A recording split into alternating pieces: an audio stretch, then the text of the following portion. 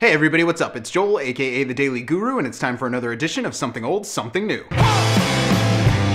Today for Something Old, we're going to look at one of the most outright important, groundbreaking, essential albums ever recorded. It's one of the cornerstones of the Afrobeat movement, and it's Fela Kuti's 1973 classic, Gentleman. When it comes to true innovators of style and sound, almost nobody can hold their own against the late, great Fela Kuti, as his work that would eventually take on the name of Afrobeat has influenced almost every style since. While it's impossible to find a subpar moment anywhere in his recorded catalog, when it comes to his finest moment, the title track to this record may be it. Though most are unaware, the opening saxophone line that you hear on this song is actually being played by Fela himself, as his previous saxophone player had quit the band only a few months before they recorded. This in itself is one of the clear signs of what true musical genius Fela possessed. But before we discuss the man himself, you have to talk about his backing band, Africa 70, and it's impossible to speak of that group without pointing out the great Tony Allen. You can easily argue Tony Allen as the greatest and most important drummer in the entire history of music, and his performance on this track is nothing short of stellar. There's a passion and energy that he brings that vaults this song to even greater heights, and when you combine it with the keyboard and the other musical instruments,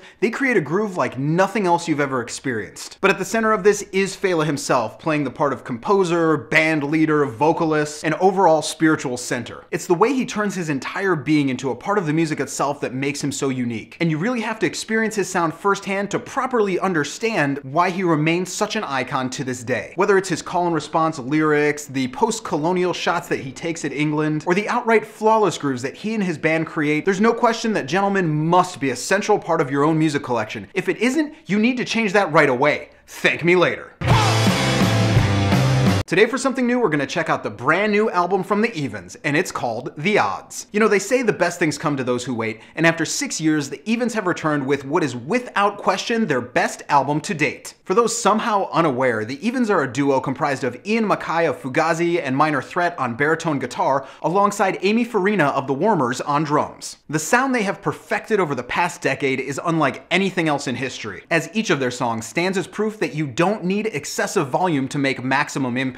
In fact, all across The Odds, it's clear that one of the advantages to having this slightly more tame sound is the fact that Ian's lyrics are far more prominent in the mix, and you'd be hard-pressed to find a finer lyricist of his generation. As you'd expect, he holds nothing back, taking on everything from excessive authority to corporations to just about any social issue you can come up with, and he executes every line with absolute perfection. It's also the way that their voices blend together that gives the Evens an unparalleled depth, as there's something amazingly organic about the moods and tones that they create all across this album. Each song has this raw, often unnerving aggression to it, and yet there's not a moment that lacks a melody or outright addictive rhythm. It's the way that the rumbling, almost growling sound of Ian's guitar works so perfectly with the drums, and Amy seems to have a new rhythm or fill at every single second on this record. And it quickly becomes clear that when it comes to duos all across music history, these two may be the most talented combination ever. When it comes down to it, while the first two records from the Evens remain outright exceptional, there's no question that The Odds is sheer musical perfection, and on the Buy It or Borrow It, there is no question. This is a 110% buy it